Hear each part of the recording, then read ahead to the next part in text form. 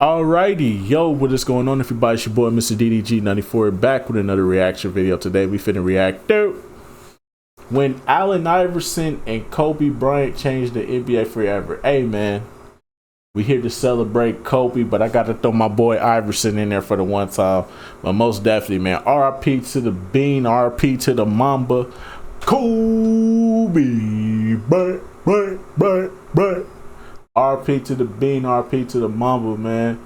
Without further ado, though, let's get right into it. So in your opinion, who influenced the NBA the most in the 2000s? You might say Michael Jordan, coming from the late 90s, winning all those championships. You might say Shaquille O'Neal.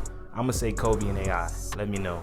I came up with 5 reasons why Kobe and AI were the most influential players of the 2000s, at least the early 2000s, as they were drafted in the mid-90s. And I just wanted to explore the topic on Covering Sports. So we gotta start off with the legendary 1996 NBA draft. You had countless All-Stars, 5 Hall of Famers and counting, and you had AI at the #1 pick, with Kobe Bryant being the number 13th pick, who ended up going to the Lakers from the Hornets at that time. But that was an awesome draft. Those 5 Hall of Famers are, of course, Kobe Bryant, AI, Steve Nash, Ben Wallace, and Ray Allen. Great players who all had different careers, different levels of development throughout the years. So it's pretty. I stand on that hill to the day I die. This was the greatest draft class of all time. It's not even up for debate. If you tell me that the 2003 draft class is better, name any player aside from Wade, Melo, Bosh, and LeBron that actually did something with their careers. Don't worry, I'll wait. Exactly, you can't come up with any. And then some people like to say the 84. 84 is kind of tough, but once again, look at what you see on your screen right now. Plus the motherfuckers in the second round. There was a hella role players that came out this draft class. Significant role players on top of that. And then you had all the stars that came out this draft class, the Hall of Famers. Like, dog, this, you can't say nothing to me. You can't say nothing that can convince me that either one of those 2 draft classes were the best. 03 had Wade, LeBron, Melo, Chris Bosh. Okay, had some good picks. Not a great class, though. 84 definitely has some good picks. But is it better than 96? Fuck no. 96 is not being touched by any draft class. Any draft class you can name, they're not going to fuck with 96 at all. The 96 draft class would destroy just about any fucking draft class. Period. I stand on that hill. I will die on that hill. With my soul intact on that hill. Fuck you mean? Pretty intriguing to see that. Look up the 1996 draft if you want to be amazed. It's arguably the best draft outside of the 1984 draft with Michael Jordan, Hakeem Olajuwon, John Stockton, etc., Charles Barkley, you know, or the 03 draft with LeBron, not Steve Nash, D Wade, Carmelo. Those were awesome drafts, a lot of All-Stars and Hall of Famers as well, but they literally kicked their careers off in the most legendary way. Kobe being drafted straight out of high school for the 13th pick. AI, it's arguable that he would have been drafted straight out of high school in, I think, 1993, but he got in trouble. I believe 1993, 1994, he would have been drafted out of high school, but he got in that trouble. Anywho, they kicked off the career in such a legendary way, being drafted as both lottery picks, 1 and 13th, and throughout their career they battled each other, and that's a great way to start. When I think of the influence of Allen Iverson and the Kobe Bryant, I always think of And1, because And1 was so popular in the early 2000s and the late 90s. And And1 was basically a street ball league that toured around the country and performed or played on the court. I say performed because they remind me of a more modern Harlem Globetrotters, even though I believe the Harlem Globetrotters were performing in the 2000s. And1 was basically the updated, more modern version of the Harlem Globetrotters. and Kobe and AI. They was the hood version of the Harlem Globetrotters, except they didn't have to play the Washington Generals almost every fucking game. No, they got to play against local talent that could to see if they could hang with the big boys on the tour. That's what that was. They brought that raw element of handling the ball, because in Kobe's earlier years, he was a little more loose with the ball and a lot more reminiscent of a street ball player, because he was younger and he matured his game and got sharper. But when he first came in, he was much more raw and it was more street ball like, reminiscent of an and-one player. And AI, of course, with the crossover on Michael Jordan, one of the most legendary moments in NBA history. And I think it's even more awesome when you put into perspective that when Michael Jordan was playing in the 86 playoffs against the Celtics, he has a moment that went not viral, but is pretty popular of a clip. He crosses Larry Bird, hits a jump shot, and then you have the version in which AI crosses Michael Jordan, hits the jump shot. And that pretty much, to me, defined the shift that the game was going in, the direction it was going in, and basically the passing of the torch from the old generation to the new generation, basically from MJ's hands to Kobe's hands, or MJ's influence to AI's influence, because AI to me is the most influential player outside of Michael Jordan, and it's arguably he's more influential in the sense of off the court, not on the court. But man, when I think of those two players, it's not too many who had that impact. They had the icon level with the AI having braids and the jewelry and the tattoos, and just his avatar people followed and copied. It was pretty awesome. And then Kobe, of course, he had the number 8 with the fro.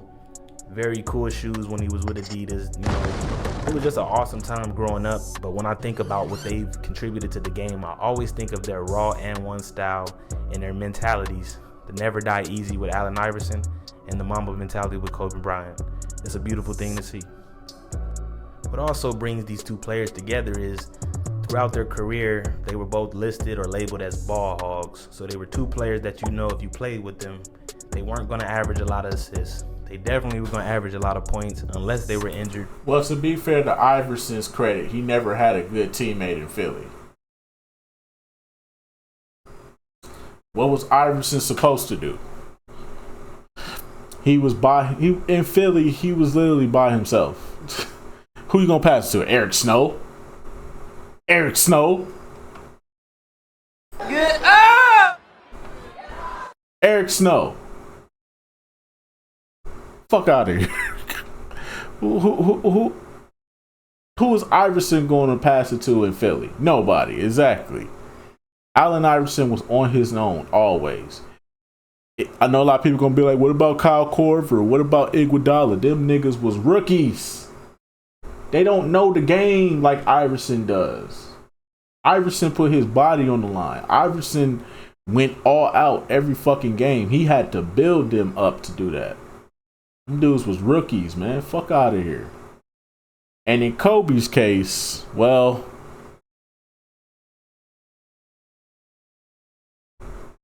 yeah, you can say Kobe was a ball hog. but that nigga got buckets. The one thing you can't say about Kobe is he didn't get buckets. That's the one thing you can't say about him. That nigga went out there and got buckets. He might have been a ball hog, but anybody that scored 81 points in the game, that nigga's a bucket. Or even if they were injured, AI and Kobe were the type of players to play with broken fingers, fractured this, fractured that. They just were very dedicated to the game. Facts. Some would call them ball hogs, but in my eyes growing up, I started to understand more that if you're dedicating yourself like a Kobe, or you're ultra talented like AI, of course you want the ball in their hands 80% of the time, because who's going to outperform a Kobe Bryant? Who's going to outperform an Allen Iverson? People call him pound for pound the greatest player alive, or the greatest player ever, because he's like 5'11", 6'1", with all that talent and handle. Only player to rival that talent and handle is Kyrie Irving, who's playing great right now. But getting back to it, they are labeled as ball hogs, but you got to ask yourself, if you're building a team with a Kobe Bryant and the AI, are there going to be anybody, or is there going to be anybody on the team that you rather have the ball? And that's a question you really got to ask yourself. And you got to think about it. They both were drafted in 1996, so they ushered in the 2000s, because literally the year 2000 was their 4th, 5th season in the league. They both started on their teams at that point. AI was in multiple All-Star games at that point, as well as Kobe. And they both represented their respective conferences. So you had a dog in the East with AI on the 76ers, and you had a dog on the West with Kobe and Shaq on the Lakers. Of course, as you know, Kobe and Shaq, they had the three-peat, legendary teams, an assortment of great role players, great coach in Phil Jackson. They just had a great organization. Jerry West, I believe, was in the general manager position. Jerry Buss was still alive, rest in peace.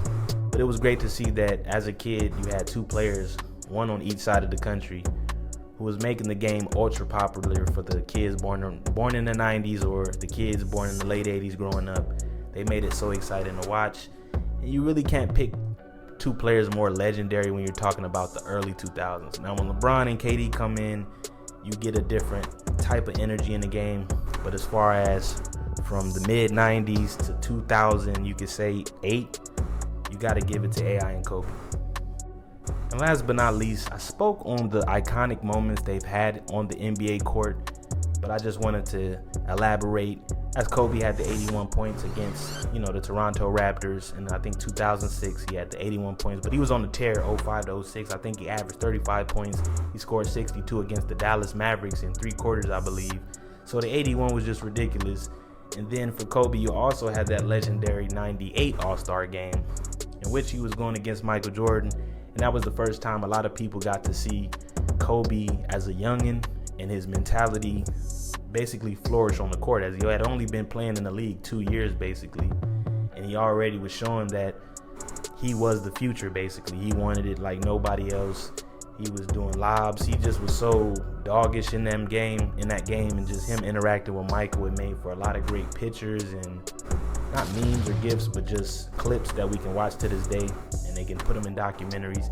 And you got to give it to AI outside of crossing MJ, the legendary Tyronn Lue step over. There's so many players that when we were in high school, middle school, elementary school, they wanted to reenact that moment, but nobody had as cold as a crossover as AI, I think, until Kyrie Irving. So, of course, them being some of the best players in the world, you won't see that at a high school game a lot of the times, but that was one of the most legendary moments, and it was definitely the most legendary moments in that finals, and you can say it was the most legendary moments of that first 5 years of the 2000s. The Tyronn Lue step over, AI winning game 1 with Mutombo on the 76ers and Tony Snow. Cool team, but AI really took them to the top. And when I'm talking about Kobe and AI, they bring so many different memories of just being prolific, dedicated to the game, influencing players through fashion, freedom, and dedication, discipline. AI, not so much, but he had the practice rant, another iconic moment, but he still was dedicated. His talent just compensated for his lack of practice. Even though he probably did practice, it was just a running joke. But that's what I got. Follow, like, subscribe. Yeah, man. Most definitely, I would say Allen Iverson. I have to say this because I hate when people talk about Iverson and impact. They only like to talk about the accessories. They don't never like to talk about this game as much, which I really fucking hate.